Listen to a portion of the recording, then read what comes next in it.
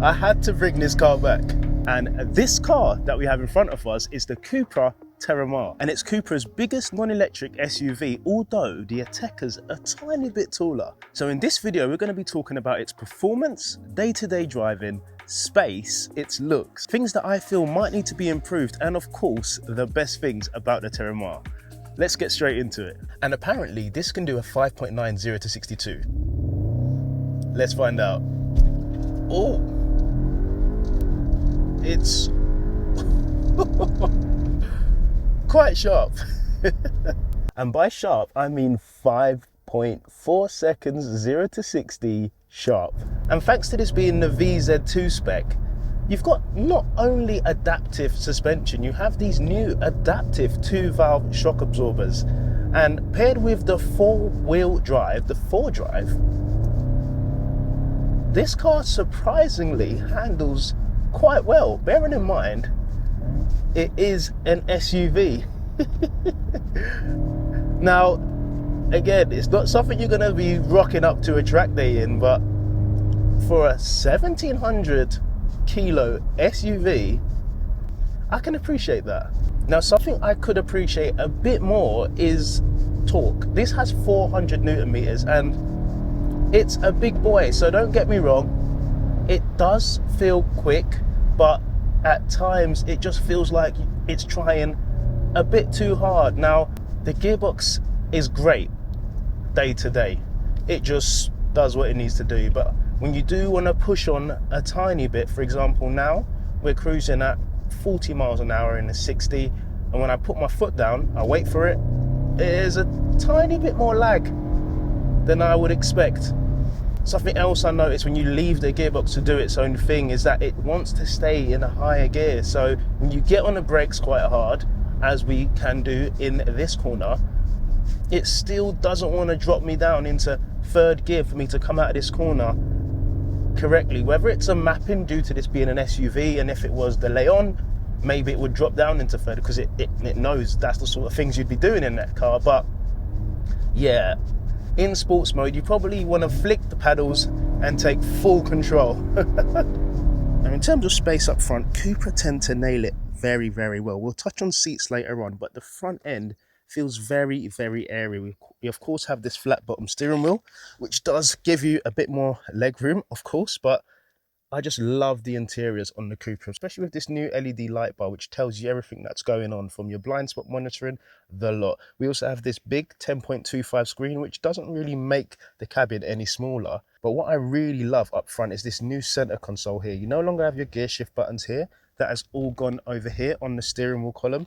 It's just all of these buttons here. On some cars, you'd find it all in the menu, but Cupra have said, you know what, we'll give you physical buttons for your auto hold, parking brake, traction control, lock button, and of course your hazard lights, or the button that means thanks for giving me way, I was going to gap you anyway. Moving into the rear, despite this being somewhat off a sloping rear end, there is enough headspace for me to sit in the back. 5'11" and loads of foot space. Let me just demonstrate that. In we go, feet in there, loads of space. Look, that's me knocking the seat, and this is me just sitting here. So it's nice in the back. Again, it could do with a pan roof, just making the rear end feel a bit more airy. But that aside, it's a nice place to sit. We also have 2 USB-C ports down here, and of course, access to our climate control. And in the back, we have our virtual tailgate, very fancy. And as you can see, we have around 540 litres with this boot floor in the highest setting. And when you drop it down, it goes to 642. It's just over 100 litres more of space just by dropping the boot floor. And to be honest, with it not being an EV, you can probably get rid of this and use all of this space down here. And in the looks department, you cannot deny the front end of every single Cupra car just looks bang on. You just can't knock it, from the aggressive lines that we have here on the bonnet to the new triangular designed lights at the front and the front grille, which is a bit exposed, so watch out your radiator for when you take the car off road. But that aside, you just can't knock the front end. Now around the rear is where this car, I think, just gets a bit let down. The paintwork works, graphene grey with these 20-inch Hadron wheels. The rear lights, again with the new triangular designs here, look fantastic. But this is a petrol car, not an EV, and for some reason they've done away with the exhaust pipes. So the exhaust is right under there.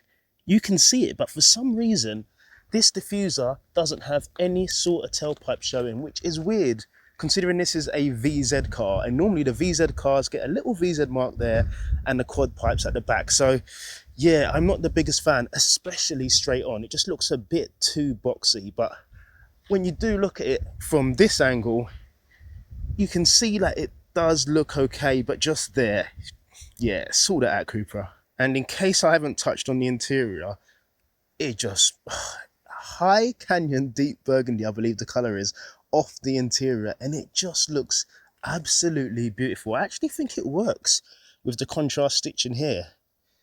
For once, I'm a fan of a non-black or grey seat. I've never been a fan of red seats, but yeah, you know what? I could rock with this. Now, areas of improvement, I would say, would be the interior in terms of its lightness. Again, at the front, you don't really notice, but having sat at the back for about 2 minutes when filming, I did notice there wasn't as much light. There are big windows in the rear, which is great, but spec the pan roof if I was you.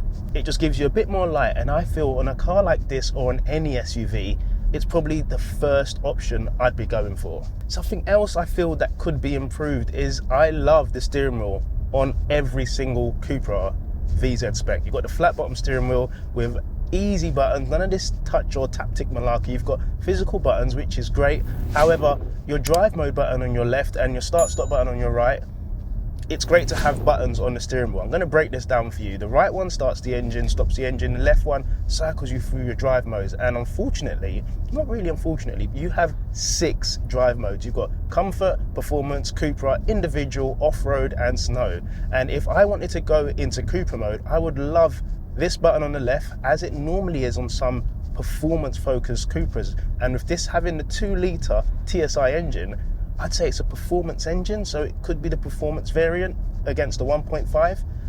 This button here means I have to cycle through every single one. So now I'm in performance, great. Now I'm in CUPRA, great. But I would prefer this button to take me directly where I want to go to, or set it up to be your favorite drive mode, because there is no eco mode. And if I haven't mentioned it already, this can do 40 mpg on a smooth, nice commute. So you have to go into individual and you have to change all the settings to comfort, and then you change the drive to eco. And then when you drive and you lift off the accelerator, it then allows the engine to coast, which in turn gives you more mpg. So it's not a huge gripe, but simplicity is key, especially when you want to go for a send. Just press it and go. Don't get me wrong, when you are in comfort and you press it, you do go straight into performance.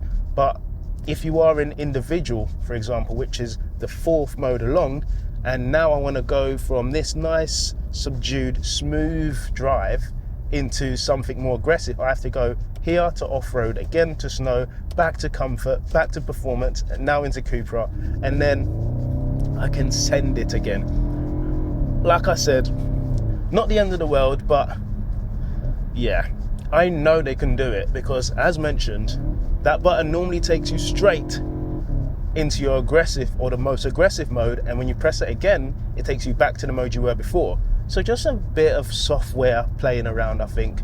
So things that really do stand out for me personally, as mentioned, 40 mpg from a 2-litre TSI engine is great. You can play around with it, and then when you're not playing around, pressing this button back into your comfort or individual mode just allows the SUV to do what it's made to do. Offer loads of space, offer a smoothest drive, which this really does thanks to the new updated suspension, and just cruise around.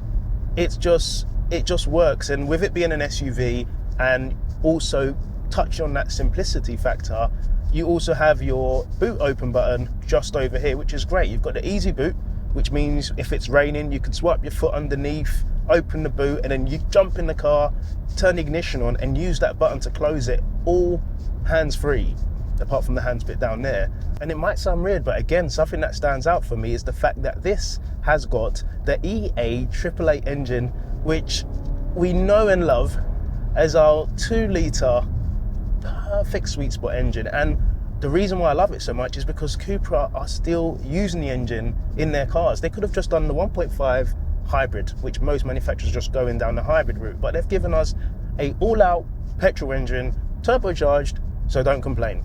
And talking EA 888, which is in this car, and also in the current Golf.